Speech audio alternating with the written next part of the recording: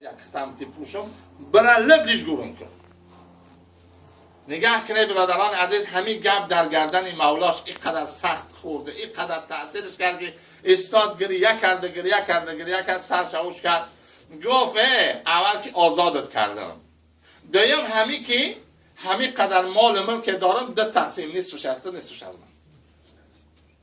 برادران عزیز، یکی از غلام زنها را حسن بصری رحمت الله علیه خریدش به خونش آوردش. گفت که من یک چیز از ترا پرسم. گفت پرس. گفت در یک بین 2 ماه 3 ماه ترا 3 بار شد میفروشن. چوه این میخره میبره در خونه قمعه میره میفروشن. گفت من یک عادت بسیار بد دارم، برای همین قدر همون کسایی که من همچون غلام زن میخرن تا قد نمیکنن، در نابطه میکنن. گفت چه عادتی بد داری؟ گفت همین عادتی بد دارم، همین که شو همین 3-1 شو گذشت میرم مولا من مرده و زندهش میخیزونم. بخیز وقت نماز شد میخیزن، خیال مینن که وقت نماز بامداد شد میخیزن، نگه مینن که صبح ندمیده است. میگن حال صبح ندمید. میگردم شو که نماز 5 وقت خوندن و فقط کار غافلا های. سبحان الله. نگه کنیم ما و شما نماز 5 وقت دادم میخونیم بعضیمون، یا که اهل بیتمون. این حضرت را نگه کنه که غلام زن بود، به یک لقمه احتیاج داشت، گردنش گرو در دست یک مرد بیگانه بود. همون را نگه کن که گفت 5 وقت نماز را خواندن بس این کار غافل ها های. من از غافل ها میخواهم خلاص شو کنم، خیزن نماز تهجد بخوانن، میخیزن که حال صبح نمیدنه چپلاخ میزنن، لیکن پروا ندارم. روز 2 میشه همین تشمینم، روز 3 میشه همین تشمینم، روز دوشنبه میشه میرم میگم که روزه، فردا اوقات شمینم از شام میگم که پای روزه چی؟ روز دوشنبه. میگم من او کسایی را که فقط ماه شریف رمضان را روزه میگیرند بس، اونها جمله غافلا هست.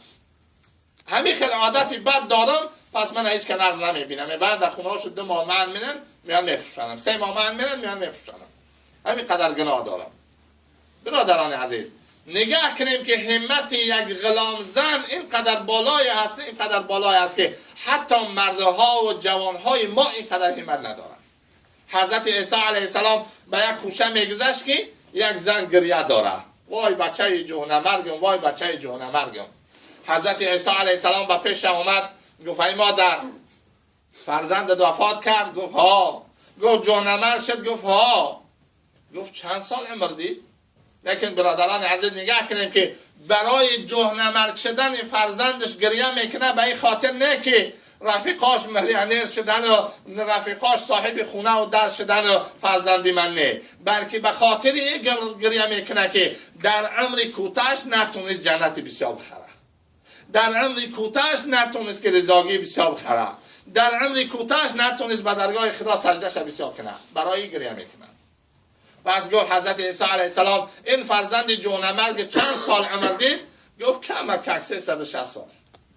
کمکک 360 سال جهنمرگ شد. گفت ای مادر، امت آخر زمان، امت محمد صلی الله علیه و سلم 60 سال و 70 سال عمر میبینن.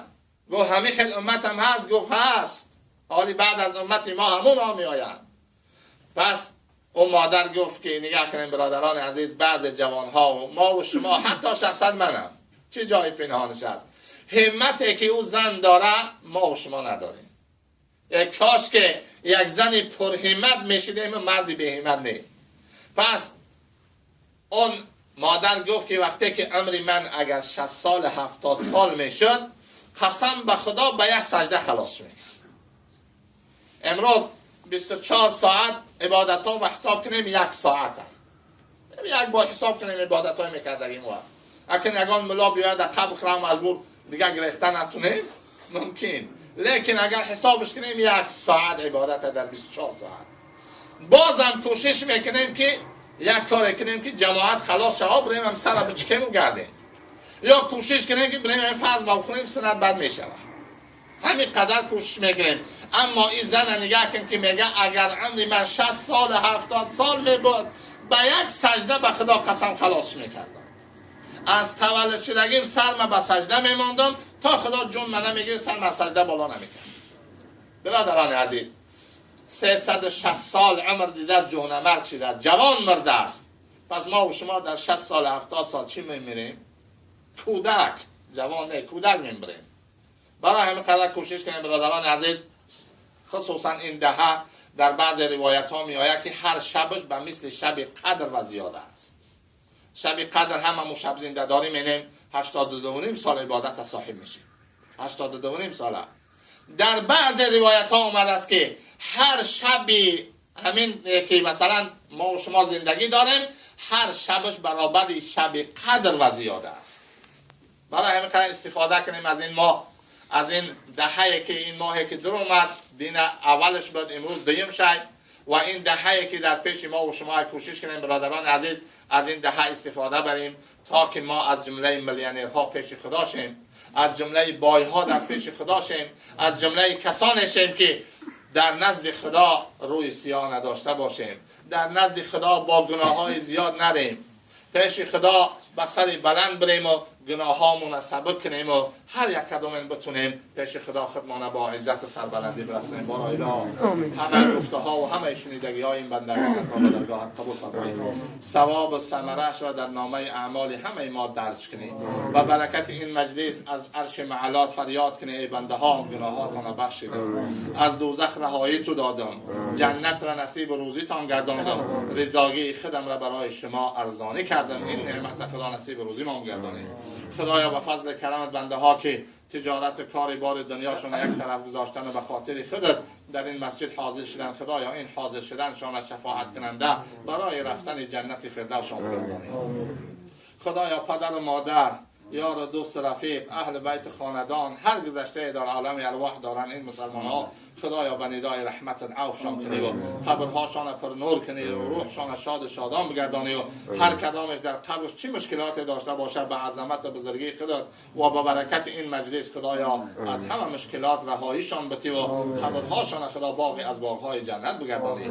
خدایا این بنده ها برای کسب حلال آمدن، برای به دست آوردن رزق حلال راه ها را برایشان آسان بگردانی و خدای عزیز مهربان از همه کجی ها و انحرافات، از همه بدبختی ها و از همه جنگ و جدال، از همه فتنه های کافرهای مسلمان ها را محفوظ و مصون بداری. خدایا در کسب و کارشان برکت زیاد نصیب و روزی بگردانی.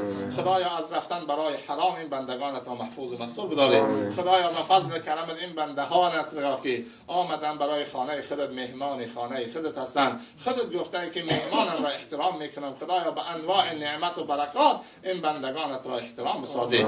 و صلی الله تعالی علی خیر خلق محمد و آله و اصحابه اجمعین برحمتک یا رحمت الله.